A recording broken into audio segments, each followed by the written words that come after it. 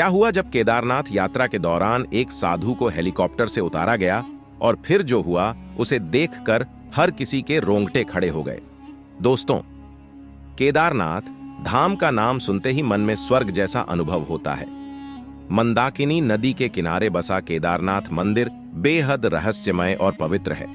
यहाँ पर 2013 वर्ष में आए प्रलय के बाद मंदिर का बचना किसी चमत्कार से कम नहीं है। इस विनाश में सब कुछ खत्म हो गया था।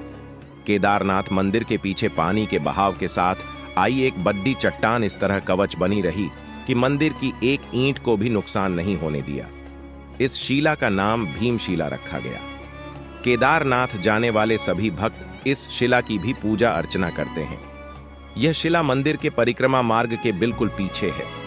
यहाँ पर समय समय पर चमत्कार देखने को मिलते हैं।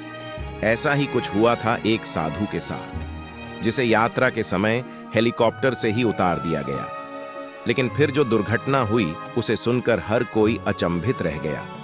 इस चमत्कार को बताने वाले हैं आज की इस वीडियो में। अगर आप भी इस पवित्र जगह पर कभी न कभी जाना चाहते हैं तो इस वीडियो को एक लाइक करके कमेंट बॉक्स में जय केदार धाम या जय भोलेनाथ जरूर लिखें। आपको वहां जाने का अवसर जरूर मिलेगा।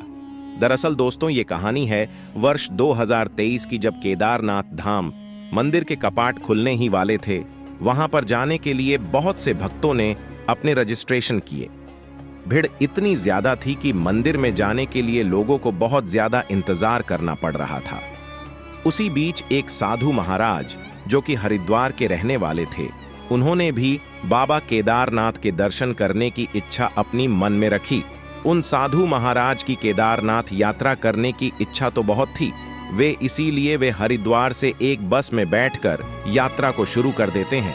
वे साधु बिना टिकट के ही यात्रा कर रहे थे और बस कंडक्टर ने भी उन जैसे दिव्य साधु से टिकट के पैसे नहीं मांगे, क्योंकि वे जानते थे कि हिंदू सनातन धर्म में साधु महाराजों की शक्तियां अपार होती हैं।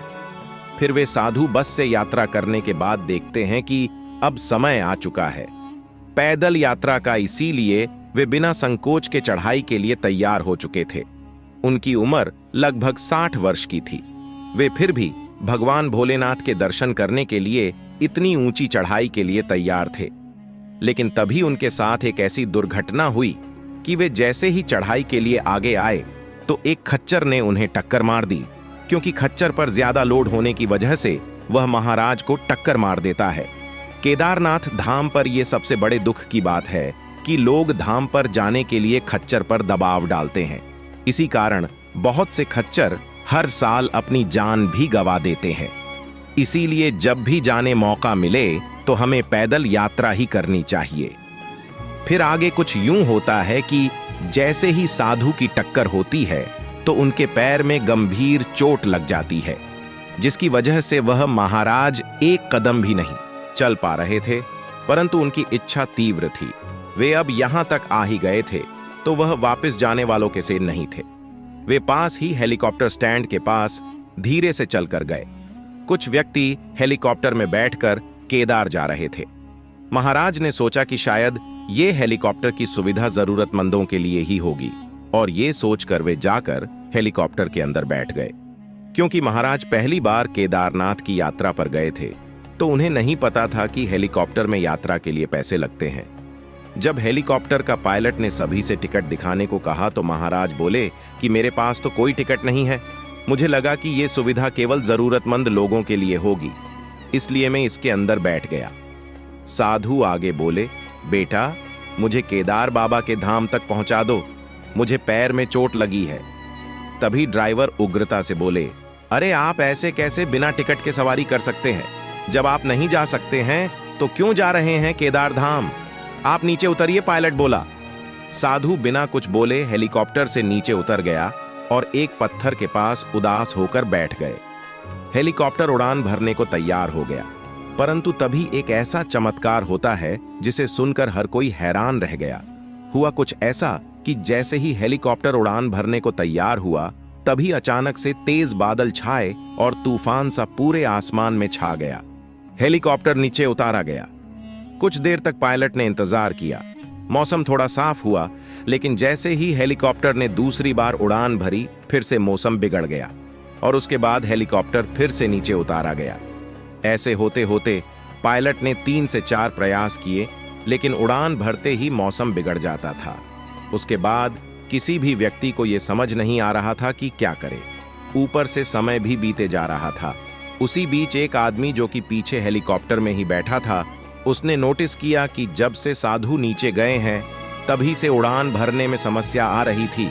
उसने ये बात पायलट को बताई और कहा कि साधु को सम्मानपूर्वक हेलीकॉप्टर के अंदर बैठाओ और उनसे माफी मांगो, तभी ये यात्रा संपन्न हो पाएगी। पायलट भी समझ गया और साधु को ढूंढने लगा। तभी उसे दिखा कि साधु तो उदास होकर एक पत्थर के निकट बैठे हैं। फिर पायलट साधु के पास गया और उनसे माफी मांगने लगा और उन्हें हेलीकॉप्टर में बैठने को कहा।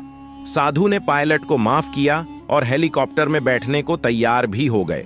लेकिन साधु ने 2 शर्तें पायलट के सामने रखी।